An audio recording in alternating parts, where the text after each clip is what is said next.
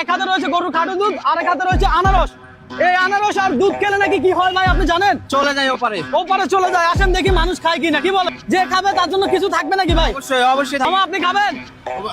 হ্যাঁ, আনারস দুধ খেলে নাকি মানুষ একসাথে মারা যায়। এখন আপনি খাবেন নাকি খাবেন না? না বাবা, আমি কেন খাবো? আমি খাবো। আসেন কাকা, আপনি কি এই দুধ আর আনারস একসাথে খাইতে পারবেন? না না খাইতে পারবেন না? কাকা খাবে না। এটা আর দুধ আজকে যে খাবে তার জন্য পুরস্কার। কাকা আসসালামু আলাইকুম। কাকা এই দুধ এক হাতে আনারস একসাথে খেতে পারবেন? না না আমার সন্ধ্যা মানে কি হয় কাকা একটু বলবেন? মারা যাবে মারা দর্শক, আমি অনেকের জিজ্ঞাসা করলাম, কেউ খেতে রাজি না। আমি তোমরা খাবা কেউ? আনারস আর দুধ একসাথে কেউ খাবা? আমি জানি না কেন খাইতে চাচ্ছে না, তবে আমি খাবো। এই আপনার মাথা ঠিক আছে? আমি খাবো ভাই, খাবো। কান দর্শক চিন্তা করেন, এটাই দুনিয়া। দেখেন আমি প্রথমে ভাই এখানে একটা আনারস ছুলা আছে। এই যে দর্শক আমি স্টার্ট করতেছি, বিসমিল্লাহির রহমানির রহিম। আমি এটা খাবো যে ভাই আমার কি কেউ পুরস্কার দিবে কিছু? দিবে না, কেউ দিবে না ভাই। ভাই আমি শুরু করছি। শুরু করছেন? ভেবে চিন্তা করছেন তো না ভাই সবাই?